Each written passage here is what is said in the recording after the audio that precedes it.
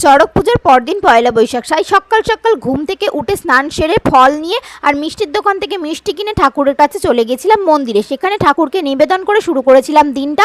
আর এইদিকে ছিল সেদিনকেই অশোক ষষ্ঠী বা বাসন্তী ষষ্ঠী, ক্লাবে ঠাকুর চলে এসছে। আর অন্যদিকে দেখতে পাচ্ছ যে পয়লা বৈশাখের দিন উত্তরী খোলার আগে ভিক্ষে করার রীতিটা পালন করতে চলে এসেছিল সন্ন্যাসীরা। আর উৎস কিন্তু মামা বাড়ি এসে আমার সাথে দেখা করতে চলে এসেছিল। আর সন্ধেবেলা আমরা গিয়েছিলাম বেলতলায় পুজো দেখতে। আমি দিদি বেলতলায় পুজো দেখছিলাম, আর এদিকে আমার ছেলের যা কাজ ঢাক আর কাঠি পেয়েছে মানে ঢাক বাজাতে শুরু করেছে। তারপর একটু মণ্ডপে দাঁড়িয়ে পুজো দেখে নিলাম।